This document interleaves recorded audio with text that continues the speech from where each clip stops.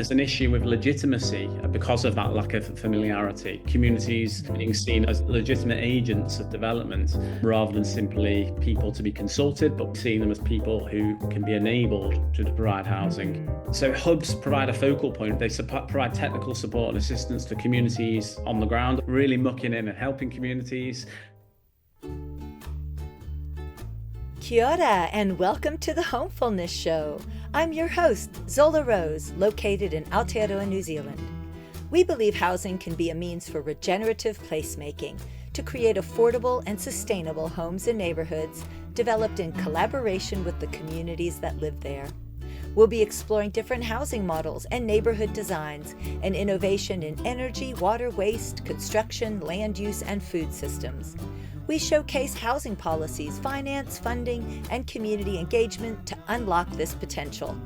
This show aims to empower you with knowledge, resources, and networks to support you in creating great places to live. Come join us as we bring to life the more beautiful housing that we know is possible.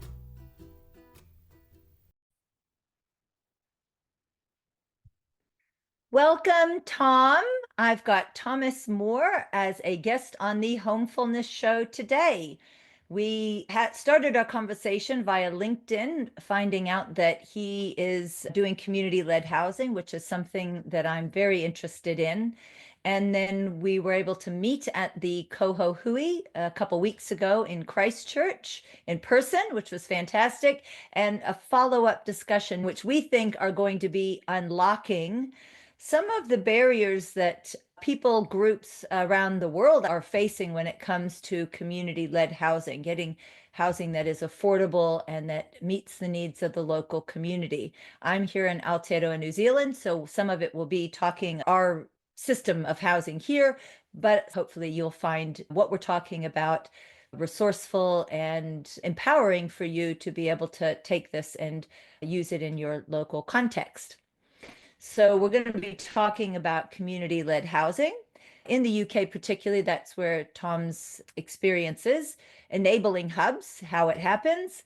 Advocacy infrastructure, which is a fancy word for the folks that are trying to make better housing happen, how they're able to be sustained and supported. And global collaboration. So Tom is a senior lecturer in the Department of Geography and Planning at the University of Liverpool.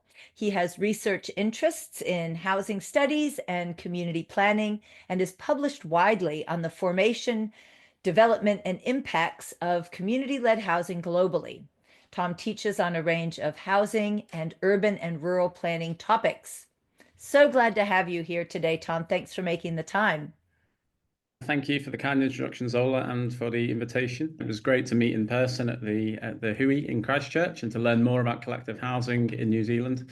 Well, we always start with the topic, homefulness, and what it means to you, what it looks and feels like to you. Yeah, great word, homefulness. So that to me sounds like a kind of positive emotion concerned with feeling at home in a place or in a community. So home for me refers to the meanings and values and emotions that we experience in our housing and in our communities. And so home is distinct from housing. I regard housing as the physical structure, the shelter over one's head. And really housing for me is the locus for the different attachments and relationships that home can help to generate. I think this is something that's often overlooked in planning for housing, certainly in England and the UK. We're often concerned with the number of homes we're being built, sometimes at the expense of considering the type, the quality, the location, and the extent to which that housing enables people to fulfill those dimensions of home, to attain homefulness. The concept of home often does have a kind of a darker side, a more negative connotation for some people, but I think the concept of homefulness certainly sounds like more of a kind of positive emotion.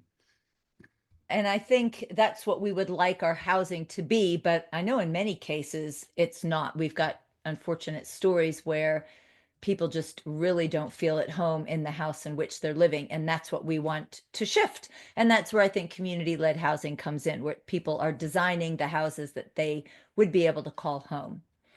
So in that same vein, what is the most interesting home that you have ever either been in or seen? Yeah, it's a fascinating question. So Maybe some context. I have always lived in a very traditional and English context, that type of home, terraced house or a semi-detached home built for nuclear families, two parents, two children. And that is the dominant mode of production in England. But in my early 20s, when I was first becoming involved with the idea of community-led housing and specifically community land trusts, I was fortunate to go on a sort of residential in Gloucestershire, a county in the south of England. And we did a site visit to the Spring Hill co-housing development in a town called Stroud. And to be honest, for many people who are very familiar with co-housing, this may not be particularly unique, but it was unique to me because essentially it was a co-housing initiative with private homes built around lots of shared space, lots of greenery, shared amenities and shared facilities. And what is the most interesting home I've been in? Because that was one of the first types of housing developments that I visited, which actually sparked my curiosity in different types of design, different ways we might plan and build housing, and for different purposes. Oh no, for varied purposes, not simply providing shelter over one's head, but actually encouraging different attributes to emerge from how we live. So were you able to then visit inside the houses, or was it more like just outside from the neighborhood? Yeah, so we went right into the development. So it was essentially in the early days of the community land trust movement in England. So I'm talking here around 2007, 2008. There was a series of residential events held around the country, which I was fortunate enough to go to many of them, which brought together a kind of very disparate, different kind of collection of individuals and organizations interested in community land trusts and community-led housing. So this was a site visit organized and facilitated by the people who lived in the co-housing development, who invited us in to show us around and show us the way in which they planned and built their project. But it was especially interesting because there was an effort by a small group of people to try and bring together interested parties to look at interesting case studies and examples and gain inspiration from them to try and grow community-led housing and to help it flourish. There are still to this day some very well-known high-profile examples, of which Spring Hill is one in Stroud. So for me, that was particularly interesting because it really opened my eyes to different ways in which housing can be planned and developed. So, Tom, was that the first time that you ever were interested in housing at all as a profession, or where did your professional interest in housing come from? Yeah, that's a really great question. Thank you, Zola. So it's kind of twofold. I feel like I've got quite an interesting background here. So it's actually a family affair. So my father worked, his whole career was in housing, providing affordable and social housing in rural communities. So he played quite a leading role in planning and development and management of rural housing. So often in small villages and towns, which have been negatively affected by the popularity of rural living. So where housing has been built up by people who want kind of nice holiday homes with beautiful coastal views of the countryside. And so his work was very much geared and orientated towards meeting the needs of people who had been excluded from those local housing markets. So it had always been there. I was always aware of housing as an issue growing up as a result of that. And my dad told me a little bit about these initiatives called community land trusts, which were emerging, and his housing association was actually providing a bit of support in terms of helping communities to establish these community land trusts. So I followed that up to try and find out more about community land trusts. So this is all at the time of my university studies. So I did a degree in sociology and social policy, and then I went on to do a master's in social policy and administration. And I was very much concerned with housing almost like as a social justice issue. So today, but also 20 years ago in England, we were in the midst of housing shortages, housing affordability problems. And I was very much aware that actually housing is very expensive, very difficult for people to access. And yet it's so important to the way we live and the extent to which we feel secure and happy, the extent to which housing fulfills our needs and is really crucial to the way in which we live. So essentially, I became interested in housing then, following on from my dad's influence. But then I really became interested as I came towards the end of my master's as, okay, this is something I'd like to do more on. I was choosing to write essays about it at university, to do projects on housing issues. So around that time, I became aware of the work of an organization called the Building and Social Housing Foundation, which is now known as World Habitat. And they're based in England, but they have a global orientation. And they run something called the World Habitat Awards every year, which are essentially an award which goes to an international housing organization that is doing really innovative things, doing and displaying really good practice in housing provision. And sometime in the 2000s, they awarded the World Habitat Award to a community land trust in Burlington in Vermont in the USA, and awarded them their annual award in recognition of their achievements with respect to community planning of decommodified affordable housing that really centered kind of communities in the governance and management of housing, while also meeting their practical housing needs with respect to reducing costs. Nice. Oh, that's fantastic. So all that was your influence around the time you were building a career for yourself. Yeah, absolutely. So that's how I became interested in it. And Mm, then following on from that, I was really interested in how community land trusts might work in an English context. And I was mm. fortunate enough to be awarded some PhD funding to basically do some research on the application and implementation of community land trusts, their growth and development in England. So this was in 2008. And ever since then, I've worked on community land trusts and community-led housing in some capacity in my academic career. Ah, I see why we get along so well. We've got similar backgrounds in the social and policy side of things. I also studied that in my master's degree and also wrote a paper on the CLT and how we can advance it here in Aotearoa. So we've been following a parallel path in our respective countries, and that's fantastic. No wonder we get along. We've been doing this work really from, as you were saying, from the place of the social justice aspect of housing. And that really is what I really want to stress with housing is that it's really got to be equitable and fair and it can create so much justice in a community when we can solve the housing part of things.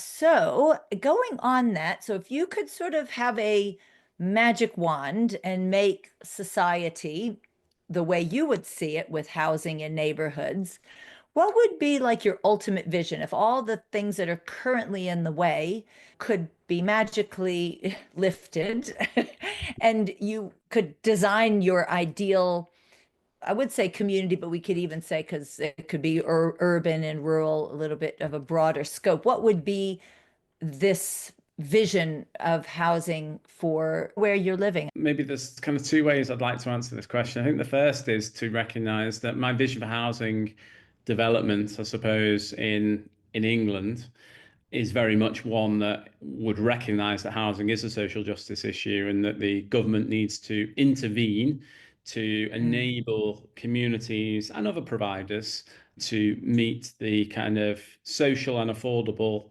housing needs of the population. So at the moment, well, not at the moment, for many years and decades, ideologically, our governments, successive governments, whether they're, left wing, right wing, essentially have adopt a mantra of everyone must own their own individual home, private, very kind of privatized kind of housing policy. So if I could wave a magic wand, I would essentially have a government that recognizes that's not the way to design a housing system. And Mhm. actually, we need more social and affordable housing, but also we need to diversify the way in which we produce housing, which includes enabling communities to fulfill the housing needs and aspirations for their local areas and to have an influence over how their communities are planned, designed, and developed. So if I could wave a magic Mm. wand, it would be to basically completely change the ideological preferences of those in power. Whoa, all right. Yay, we need you all over the world to get with your magic wand. And I'm the same, that there's no one size fits all with particularly with housing. And unfortunately that is what we see. And it does leave out masses amounts of people. So I think we need that vision that we can work towards that. And it's a beautiful vision. Why not have a place that everybody feels like where they're living, they feel belonging and to be able to contribute, they feel dignified, and they have the time and the energy to give to their wider community because their home issues are not sapping all of their energy and time. So we've gone on with a lot of terminology around community-led housing. We've talked about community land trust.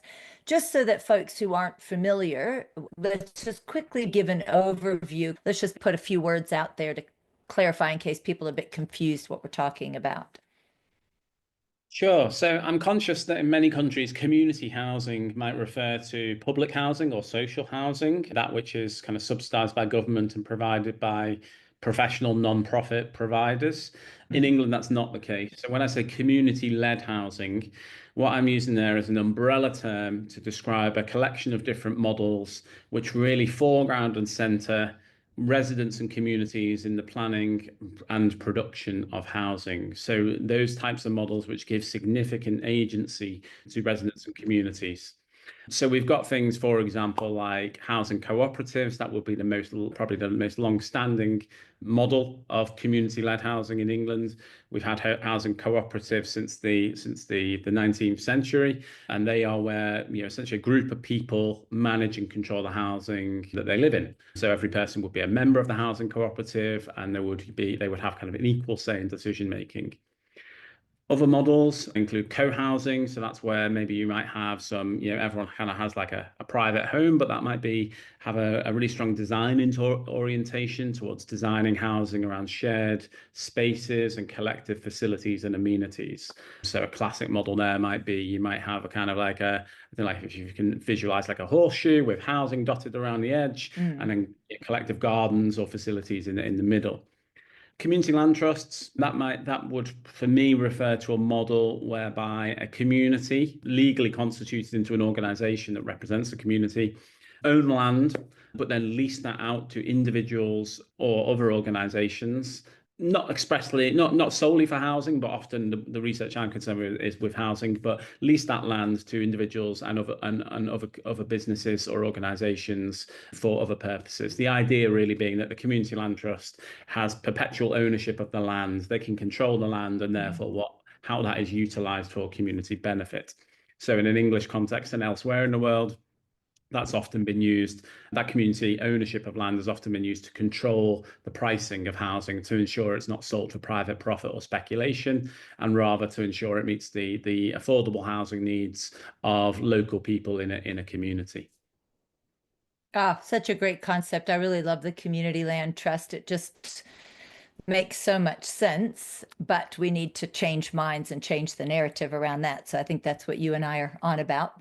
And I think in general, it also constitutes affordable, or at least more affordable. And what I love about that community land trust is that it does retain that affordability and perpetuity, whereas sometimes some of the models, like you were talking about co-housing, don't necessarily have that retention of affordability. And so for me, the best model is the community land trust, because I believe that with the housing market rising as steadily, rapidly as it does, way beyond cost of living, that we need really models more than ever that do retain that affordability and can have overlapping models, right? Can have co-housing on top of a community land trust. So we can layer these to give people a voice and a choice and a great design while also having that affordability built in. Absolutely. You make a really good point in the sense that what I've presented there in distinguishing between the models is actually possibly a little bit simplistic, because actually there's overlap, right? You can have a co-housing initiative built on land owned by a community land trust. You also make a great point there, Zola, around the concept of affordability and related it to community-led housing. It is an important point that not all community-led housing is orientated towards affordable housing. Similarly, not all affordable housing incorporates community voice and agency in its planning and development. I think for me, the happy medium here is kind of community-led housing that is orientated towards meeting the housing affordability needs, while simultaneously ensuring that communities have a greater voice, greater agency in how their neighborhoods are being planned and developed. I'd like to take a brief moment to share with you about Common Ground, the consulting agency to provide professional services to enable more affordable, socially connected, resilient, and climate-adaptive housing and neighborhood development. We provide services in housing strategy, design and facilitation of meaningful community engagement, research, policy development, training in new approaches to better housing outcomes. We also provide services in workplace culture and communication to create more cohesive and effective working teams and workplaces. We work with a spirit of joy, creativity, and collaboration.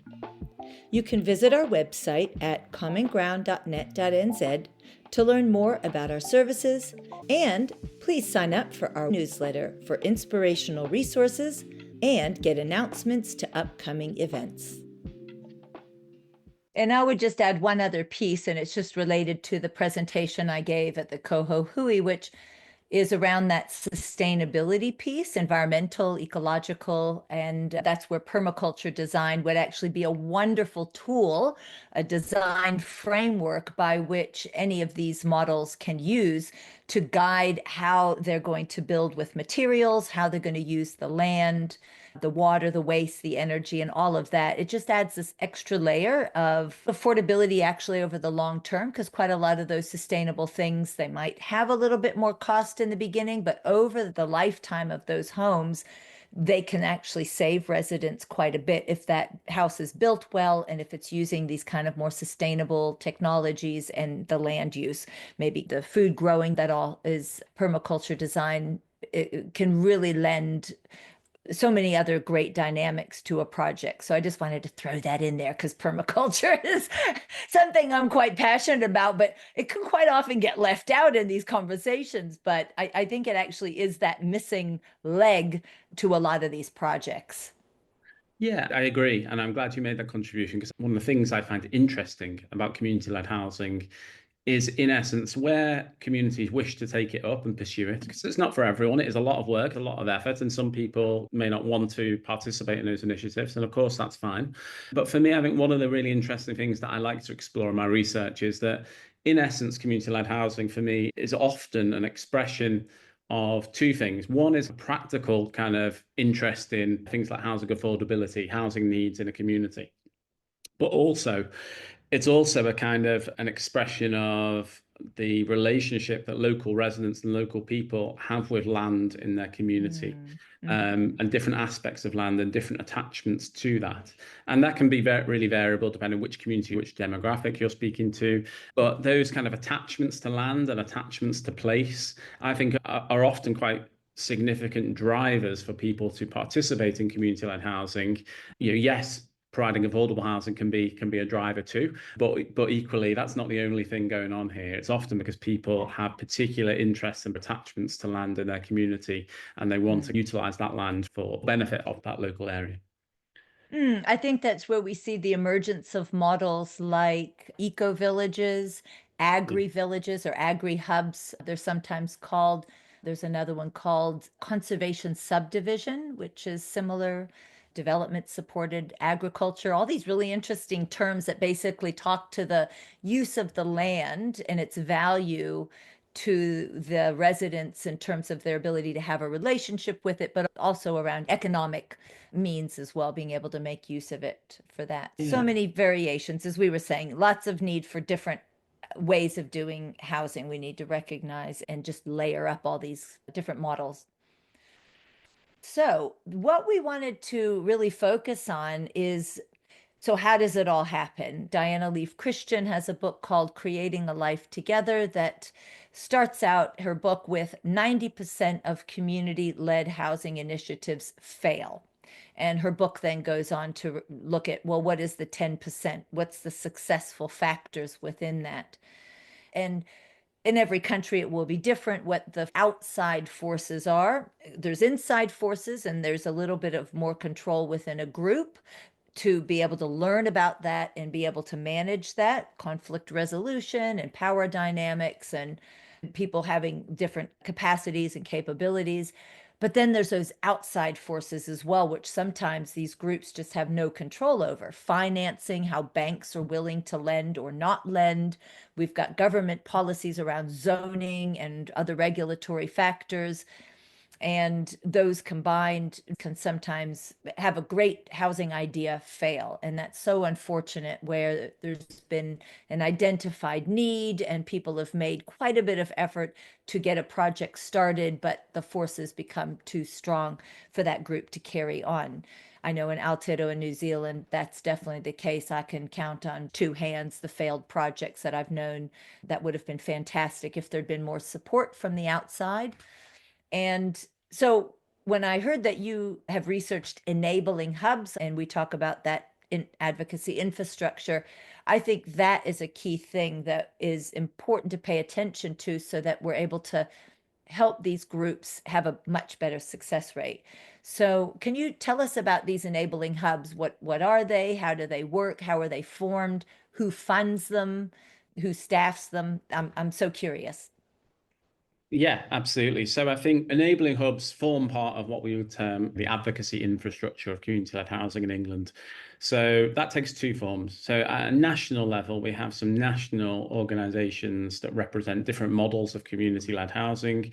For instance, we have the Community Land Trust Network, which was established around 2010, 2011, and that lobbies and advocates for favourable policy development and conditions for community land trusts in England. And they've had a really significant influence in their 15 years or so. One thing that has emerged at a more regional level is this concept of enabling hubs. So they've also previously been called as umbrella bodies, advocacy groups. We categorise them now as enabling hubs, and they are, in essence, professionally staffed organisations that were created specifically to support local communities in different cities and regions around the country with the creation and development, financing, land acquisition, etc., of community-led housing initiatives. So one of the first that was established was in a rural county of Cornwall around mid to late 2000s.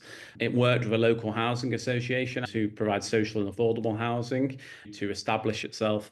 And it provided technical assistance and support to communities, giving them advice on where to find money and how to do funding applications, how to acquire land, how to navigate social, legal, environmental complexities and complexities of development. So in the late 2010s, we in England had some government investment into the community-led housing sector through a national community housing fund. And at the same time, some charitable funders. So we have charitable organisations that provide funding to socially minded initiatives in England.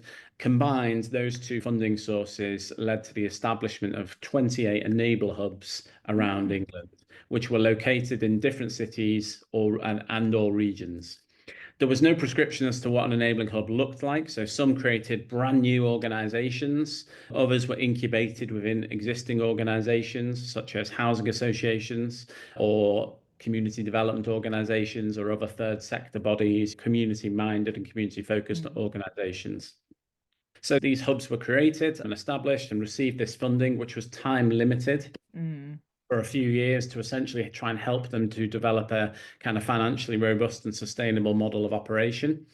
These hubs have had significant impact. I was involved with a longitudinal evaluation over a few years of some hubs, which showed that in their operation, they significantly increased pipeline of community-led housing projects, really having a significant role because they provide a really visible platform for communities to engage with. So if we think about some of the challenges that communities encounter in trying to develop community-led housing, there's a lack of familiarity among policymakers and funding bodies. There's also a lack of familiarity among communities because it's not an established way of providing housing in England. There's an issue with legitimacy because of that lack of familiarity. Communities being seen as legitimate agents of development rather than simply people to be consulted, but seeing them as people who can be enabled to provide housing. So hubs provide a focal point. They provide technical support and assistance to communities on the ground, really mucking in and helping communities. But on the other hand as well, at a local and regional level, lobby and advocate for community-led housing. They work with local authorities or our regional authorities as well to try and create favourable conditions locally for community-led housing to thrive.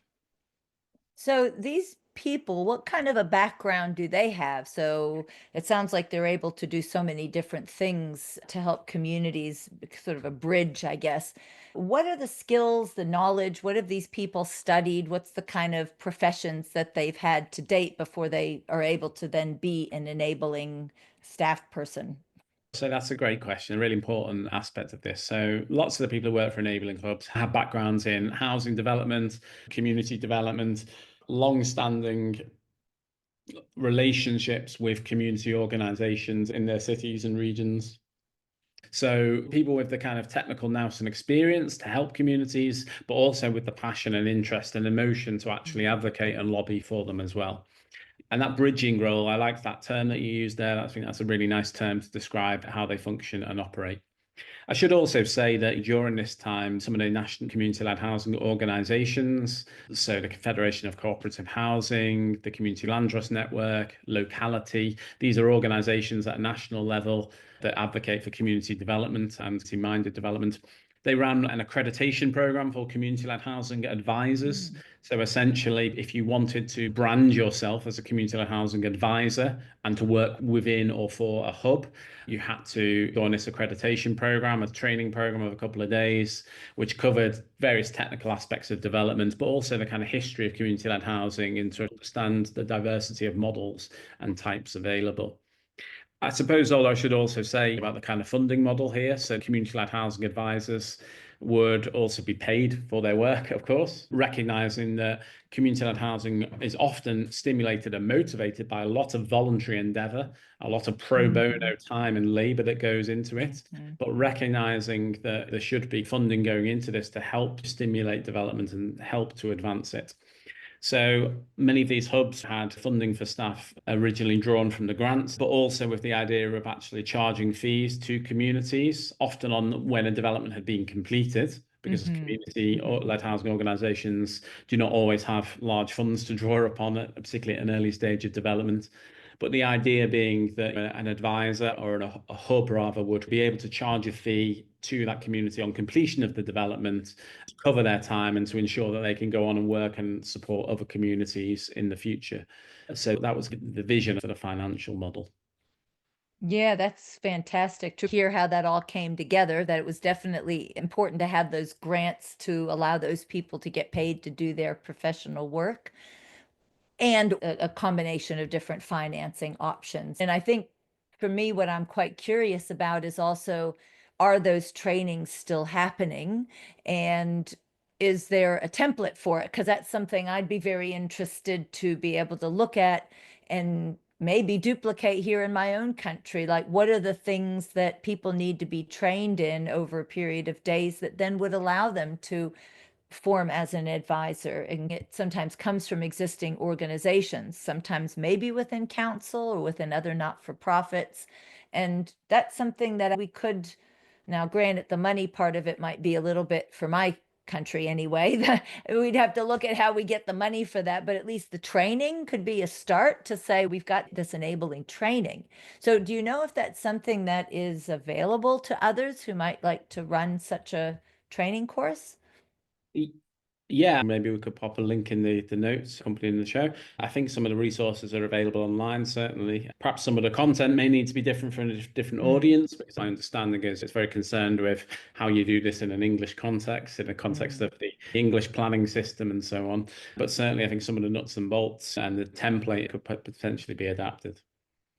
Yeah, and just putting the specific local regulations in place, but at least it's understood where it falls within the training program. So that's something that I've been really keen to develop, is this capability building to get folks who can then be the bridge and the network weavers between these various housing role players. I think you're absolutely right. And I think that's been a key facet of community-led housing development in this country over the last 15 to 20 years. So when I began my PhD in this area in 2008, there was no formal advocacy infrastructure. There were some people who were able to get pots of money and funding to lobby and advocate for the growth of community-led housing and community land trusts, but there were no formal organizations. There were no focal points at national or regional level unless you were involved in the networks and knew the individuals involved.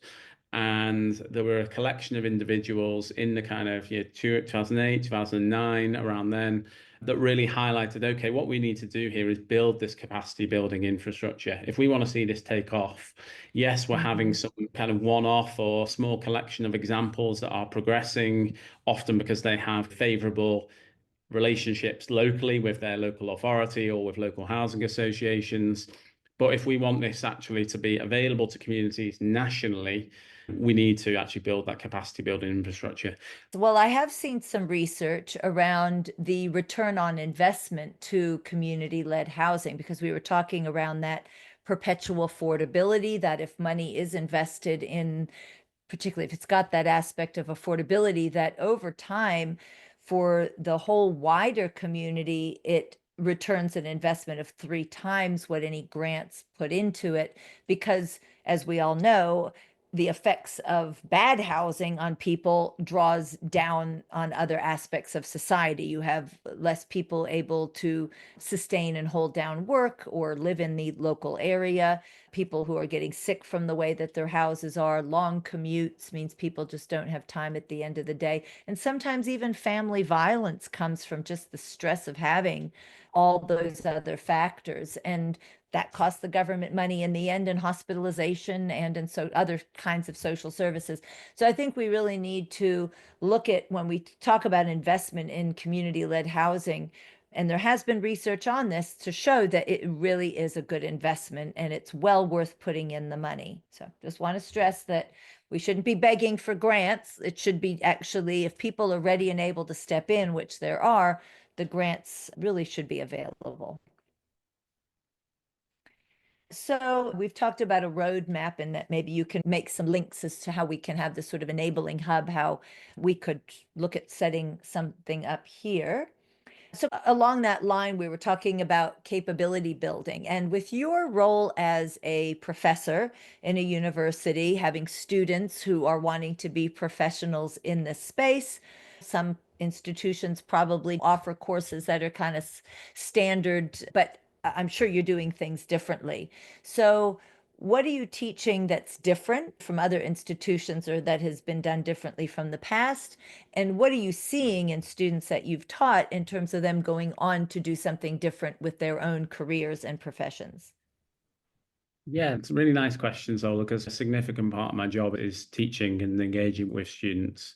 And one thing I would say before I answer the question is it's been really interesting speaking to students in recent years because they're very much aware of the housing problems and housing crisis. I had a really frank but also kind of emotional conversation with some of my students who are aged like 20, 21. Just before Christmas, we were talking about housing, and they could sense frustration with the status quo, with the housing system as it is. Many of them are paying extremely high rents for poor quality rented accommodation while studying at university. And there is a frustration among many people with the housing problems. We're not just concerned here with housing, we're concerned with holistically the way in which we develop cities, which could be to do with how we meet resource needs, it could be to do with environmental aspects, but ways in which we can involve citizens and communities in the production of space. So we don't just teach students the knowledge of why we should engage with communities, but we actually encourage and facilitate them to work with communities. So, for example, some of our third year students in the last couple of years have been doing a project with a local community land trust in Liverpool. It's on the doorstep of the university, a short walk away, 15, 20 minutes. The community land trust are currently on a journey to try and develop an initiative on underutilised of land in their community. And what we've done is we've had the students work with the community and come up with design ideas for how that land can be developed and utilised. And they do presentations. We bring in a representative of the CLT who offers feedback, positive but also critically engaged, trying to help the students develop this capability. And that's a really nice project. Similarly, we're not the only university doing this as well. A couple of years ago here at Liverpool, we welcomed colleagues from UCL in London who brought their students up, and they did a bit of a case study of Liverpool, and I supported and facilitated them and introduced their students to some ideas around CLT development in Liverpool. So that's really important because the students that I teach are going on to be planners in the future. And the overwhelming trend in terms of graduate prospects is that graduates of planning courses go to work in the private sector for profit-seeking consultancies or organizations.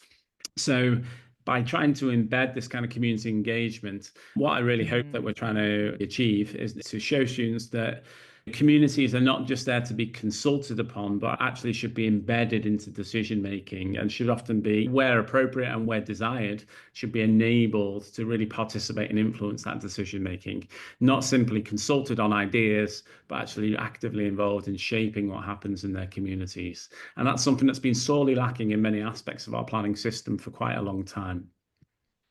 Yeah, I think they don't budget really enough time for that. They've got really short engagement because I think they almost see it as a dead weight, like it's just going to cause more conflict. So I think that's good to have that awareness of what true participation looks like and being able to have the budget to do it. And also, I think empathy, that sort of social anthropological aspect is brought in. But I think for me, it goes hand in hand. We're dealing with people, and we're dealing with people, families who are quite diverse. And if we're only just thinking about them as objects to be fit in, then we're not really considering them either for what they can contribute. So I always think empathy is a very important thing to teach in these kinds of places. I absolutely agree. And I think particularly in an English context, our housing system is failing so many, and often the most marginalized communities are at the brunt of that. And I think trying to embed an understanding of how and why that's happened, and how things like community-led housing, but also other initiatives, of course, can actually help to tackle some of the kind of social injustices that have been created, is really important. So empathy with different types of community and different types of circumstances is really important here. I think the growth of community-led housing here in England has certainly taken inspiration from developments elsewhere in the world. I was fortunate to go to Toronto last year and met up with Professor Susanna Bunce, who works at the University of Toronto. She works closely with a community land trust called the Kensington Market Community Land Trust, which is a really interesting community. They gave us a walk around. They've been supported, I think, by the public authority to acquire some homes, to take them out of the private market and provide them to people with affordable housing needs in a very expensive part of the city. So yeah, I can't speak highly enough of those international exchanges. Because I think what's really interesting is that while the legal, technical, the planning, financial contexts differ and vary, but it's really interesting to share learning and take inspiration as well. I know when I visited Narara Eco Village when I was in Australia, so it's just outside of Sydney, very fortunate to be able to have a few days there, really get a feel for how the community operates. And the visionary woman who came up with the idea, and it was really exciting to meet her in person and to see her living with her family and her grandchildren in this community that for decades she just dreamed about, and she rallied people together to make it happen. And so then it's like, I know it's possible. If I can meet this woman and see her, then these kinds of projects are feeling more real and possible. I think the Foundation for Intentional Community is one good place to find a list of these communities for people. There is also the Global Eco Village Network. Do you know of any other directories, Tom? There's the International Centre for Community Land Trust, which is based in the USA, but as the name implies, has an international orientation. I'm not sure if they have a directory as such, but they have lots of really great resources on there about interesting case studies and innovations globally. And there's International Housing Cooperative entity as well, which have a list if one is particularly interested in that model. So lots of ways to travel and explore these different neighborhoods. Okay, we're going to move into some last bits. Have you thought of a fun fact about yourself that you can tell us? I guess my main hobby would be running. So I train for and run marathons. It's something I get a lot of personal fulfillment and enjoyment from. And as someone who works in teaching and research and planning, it's also made me think critically about the relationship we have between the kind of the infrastructure and space we have for physical activity in communities, the relationship between that and other users of space and road traffic, for example, the relationship with green infrastructure, the relationship with well-maintained sidewalks, pavements, and so on. So, any books that you recommend? Sure. The first would be Matthew Thompson's book named Reconstructing Public Housing. So it's a historical kind of analysis of collective housing, alternative housing provision in Liverpool, dating back to the cooperative era, but also looking at contemporary community land trust examples. Matt wrote that based on his PhD. It's a great read, really forensic analysis and historical overview. The second is my friend Martin Field, who worked as an academic, but now works in the community-led housing space as a practitioner. He wrote a great guide called Creating Community-Led and Self-Built Homes about 4 or 5 years ago, published by Policy Press here in the UK. It's a really accessible book, lots of great case studies in there, combined with some kind of critical analysis of the growth and development of community-led and self-built housing. And then the third, which is open access, it's freely available online and published this year. It's edited by several people, but led by my colleague Nick Gallant at UCL, which is a university in London, called Post-Capitalist Countrysides, From Commoning to Community Wealth Building. So it has a Oh, love rural it. focus. It's not only about housing, but for people who are interested in alternative ways of producing and developing alternatives to capitalist modes of production, I would highly recommend it. I wrote a chapter about community land trusts in there, but there's several other interesting chapters about other aspects of land use and development and planning in rural areas. That speaks to me. Definitely, I'd love to see better use of rural areas. And I love the term community wealth building. So I'm going to check out those books and you'll send me the links for us to put into the show notes. And how about any podcasts and YouTube channels that you follow? A really interesting podcast series that I think might appeal to listeners of this show. It's produced by an organization called Middlemarch Associates. And they're essentially a group of community-led housing advisors who enable community-led housing development. And they ran a podcast series which basically interviewed leaders and visionaries involved with community land trust and community-led housing developments. And they did several different episodes speaking to an individual in each one. I would recommend that series for people who are interested in learning more about different examples of community-led housing. Oh, fantastic. And is there anything else that you wanted to say just as a final word? Just to say thank you for having me on, Zola. It's been really fascinating and interesting to speak with you and to share some of the kind of learning and experience drawn from my research on community-led housing here in England. I found it fascinating during my journey and our meeting in Christchurch in April at the HUI. It was great to learn about the kind of concept of collective housing in New Zealand and how that's being taken forward and mobilized by different communities, reflecting different histories and relationships to land. I'd be very happy to share more learning with people, any listeners who want to learn more about anything we've spoken about today. I'd be really keen to create new relationships in this area. Oh, that's so generous. Well, thank you so much. And that's the wonderful thing about, for me, working in this space is that the people who are doing this work are so heart-centered, like yourself, so generous, and really visionary for how they imagine a more beautiful society. So that's been the greatest pleasure of being able to talk with you and share these visions as well as the concrete ways that we can actually get there. So thank you so much for sharing your time with us. Thank you.